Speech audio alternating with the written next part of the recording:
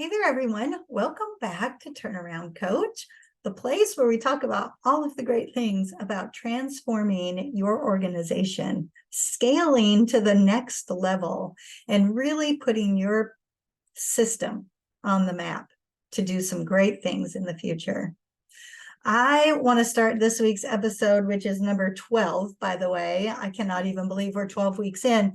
But I want to start this week's episode with sharing a fun activity that I got to participate in on Friday. It really made my day, I have to say. I was honored to be one of the guests on the podcast, The Room, which has had about 50-ish episodes, and they started to now bring on guests for the upcoming shows. And the host, of course, was amazing. She does such a nice job. She's got such a nice, calm demeanor about her. And she really is so very knowledgeable about leadership.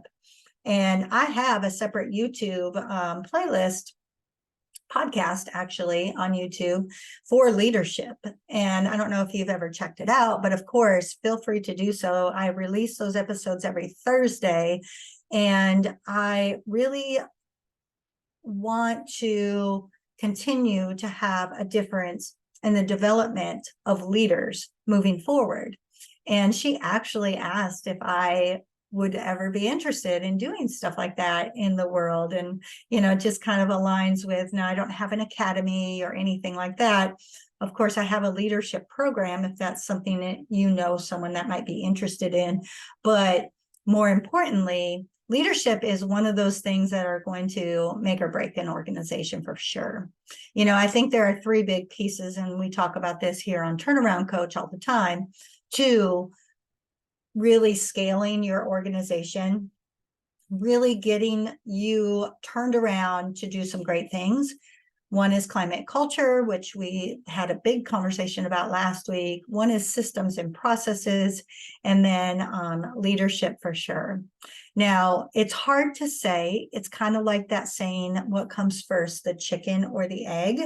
It's hard to say if the leader or the employees are more important, but sometimes, depending on what the situation is, of course, we have to have employees to carry out the duties, to be empowered, to help us fulfill our mission, but that all starts with the leader.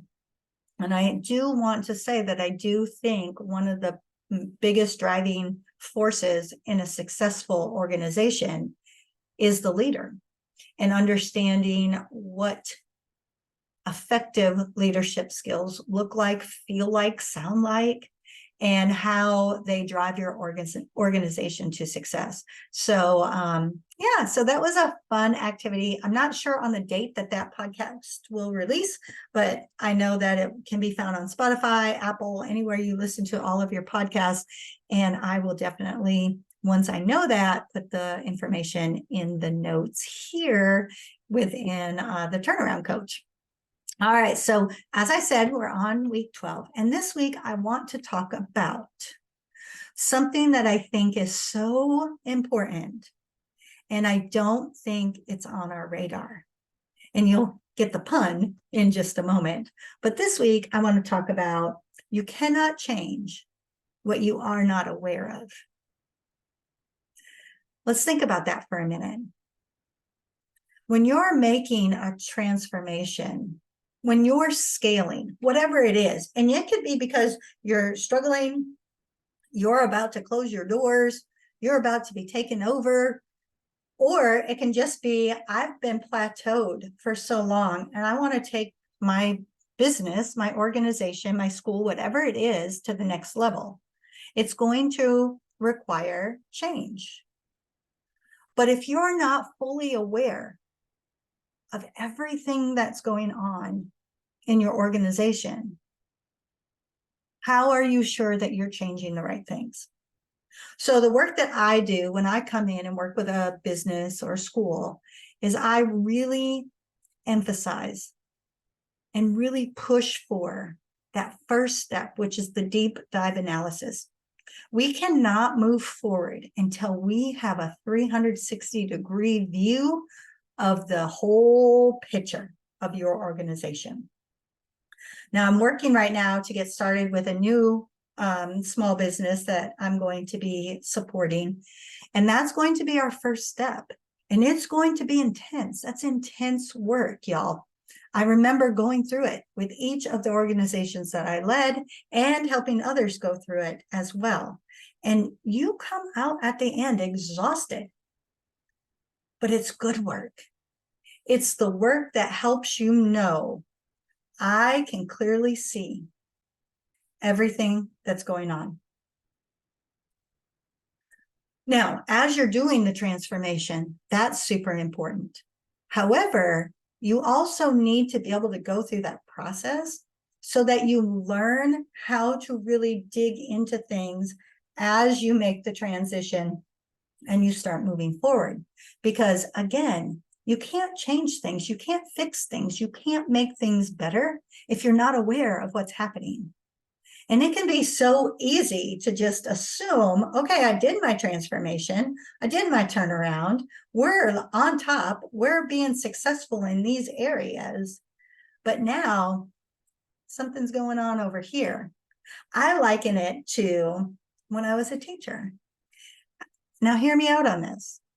When I would teach from the front of the room, at the board, at the overhead, whatever it was, because, you know, I'm old and we had overheads and screens and things like that, I knew that I was going to have to pay particular attention at certain times throughout my lessons or at certain spaces throughout my classroom, because there's the surface level, right? And everything above you can see clearly.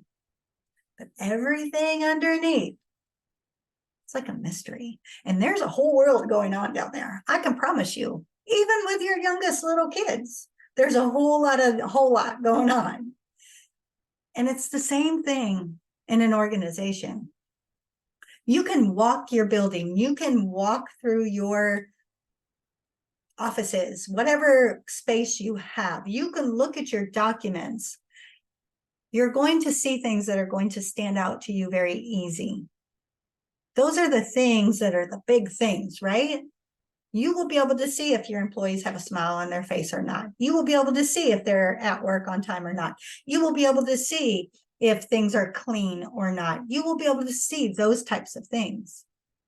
But what you won't be able to see are the things like somebody has a smile on their face, but you don't know that they had an argument with their spouse that very morning.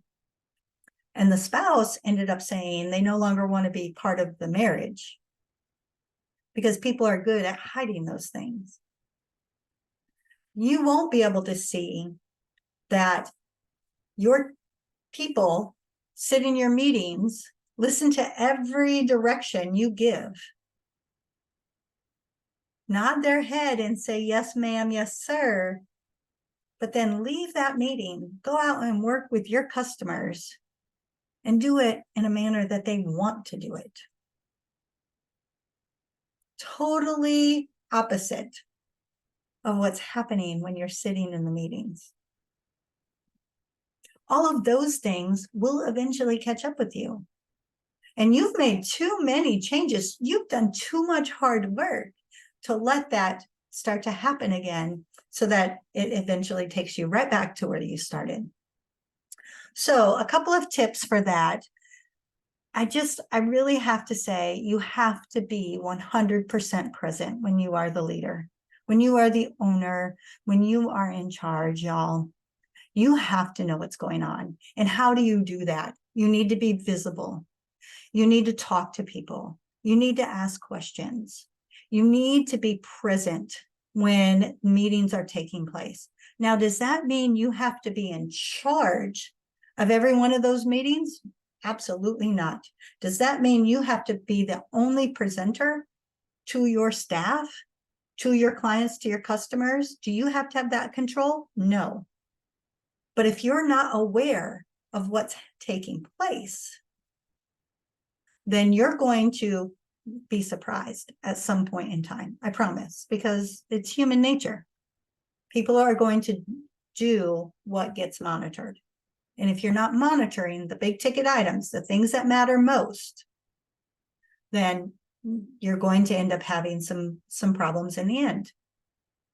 I think the other thing is creating a culture, back to climate and culture, which we talked about last week, where people can feel comfortable providing you feedback. When you have an open door policy, I call it that, people feel comfortable coming to talk to you. Now, I'm going to be honest, there were some days in my leadership time there where I wanted to be like, oh my gosh, just close the door, stop coming by. I just need to get some work done, or please stop texting me. We can deal with this at another time.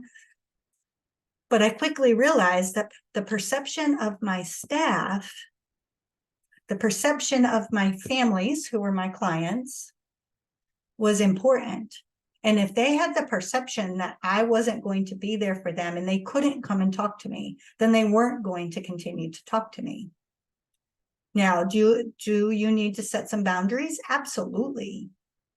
But you need to make it very, very well known that they have a voice, that they can come to you, not that they're always going to get their way. And I would tell my clients, the customers, the parents, that all the time. I would tell the teachers that.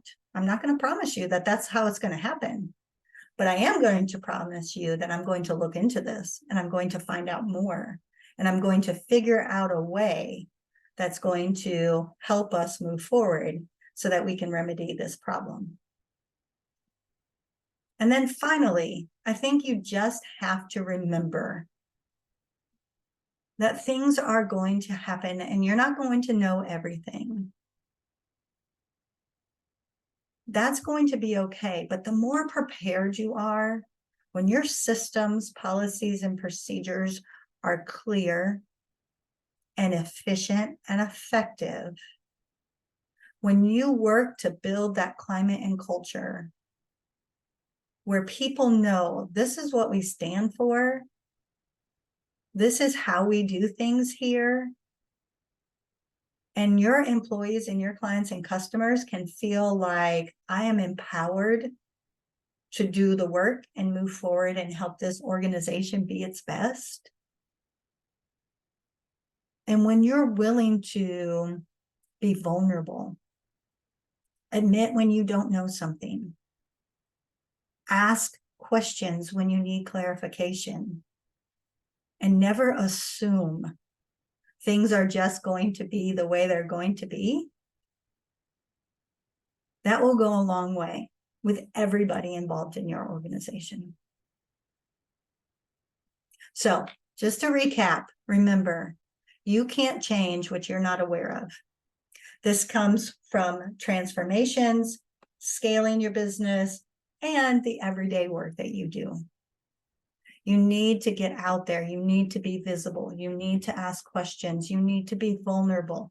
You need to allow people to have a voice. Let them feel comfortable coming to you when they feel like something is not going well, or they just need to have a conversation.